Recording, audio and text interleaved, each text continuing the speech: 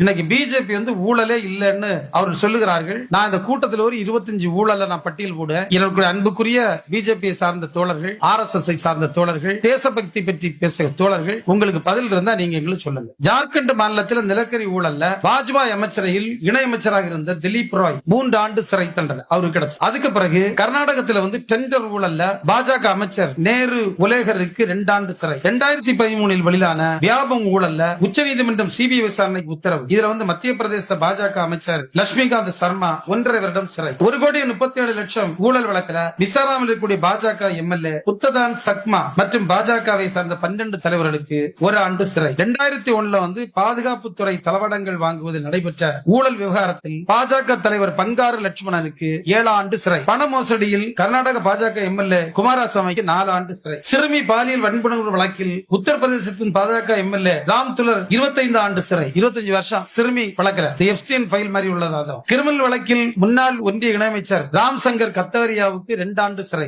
Bangalore mega city ஊழலில் கர்நாடக பாஜக அமைச்சர் யோகேஸ்வர் மீதான வழக்கில் அவருக்கு சிறை தண்டனை இப்ப நிலுவையில் இருக்கு. 400 கோடி மீன்வள ஒப்பந்த மோசடி வழக்கில் மோடி அமைச்சரவையில் அமைச்சராக இருந்த குஜராத் அமைச்சர்கள் புருஷோத்தம் சோலங்கி, திலீப் சங்கரி மீது நடவடிக்கை எடுக்க குஜராத் நீதிமன்றம் உத்தரவு பிறப்பித்திருக்கிறது. 103 கோடி வங்கி மோசடி ஊழல் வழக்கில் மகாராஷ்டிரா பாஜக தலைவர் மோஹித் கம்போஜ் மீது CBI வழக்கு பதிவு செய்து அந்த வழக்கு நடைபெற்றுக் கொண்டிருக்கிறது.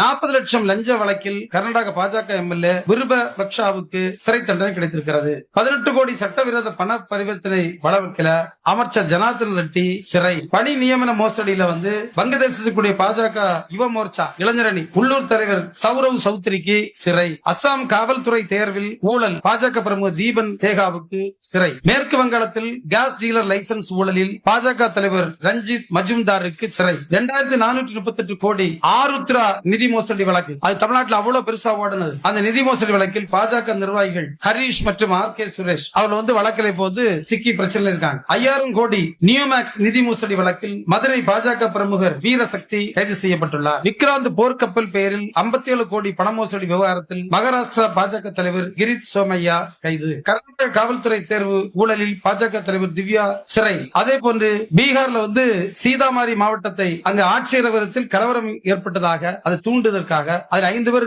பலியானார்கள். அதற்காக ராம் நரேஷ் யாதவ் உட்பட 14 பேருக்கு அவர் MLA பிஜேபி MLA 10 ஆண்டு சிறை. ஊபி உன்னவ் சிறுமி வன்புணர்வு மற்றும் தந்தை கொலை விவகாரத்தில் பாஜக MLA குல்தீப் சிங் செங்காவிற்கு 10 ஆண்டு சிறை. பல்வேறு மோசடி வழக்குகள் தொடர்புடைய கர்நாடக சார்ந்த எடியூரப்பா பல வழக்குகளை சேர்ந்து இன்றைக்கு ஜாமீன்ல இருக்கார். இதெல்லாம் போய் நம்முடைய CAG அறிக்கையில 1 லட்சம் கோடி ஊழல் மோடி அரசில் நடைபெற்றதாக அறிக்கை வெளியிட்டும் மௌனம் சாதிக்கக்கூடிய அரசு தான் இந்த ஊழல் மோடி அரசு. ஊழல் ஒரு பக்கம், கிரிமினல் குற்றச்சாட்டு ஒரு பக்கம், நாட்டினுடைய பாதுகாப்பு சமரசம் ஒரு பக்கம், நாட்டினுடைய இயற்கை வளங்களை எல்லாம் தூக்கி இவர்களுக்கு கொடுக்கக்கூடிய ஒண்ணு. இதெல்லாம் நாட்டை துவம்சம் பண்ணுகின்ற ஒரு செயலை இன்றைக்கு பிஜேபி செய்து கொண்டிருக்கிறது. இத பெயில் அவுட் பண்ண, இதுக்கு ஜாமீனுக்கு கையெழுத்து மாதிரி மதம் இதெல்லாம் பொறுத்துக்கா வேணா. காரணம் நீ இதுக்கு ஓட்டு போடு. அன்னை சொன்னார்கள் நீ இதை பண்ணாத, அதை பண்ணாத, இதை பண்ணாத. இன்றைக்கு நீ இதுக்கு ஓட்டு. எவ்வளவு நம்ம மக்களை ஏமாற்றி கொண்டிருக்கிறார்.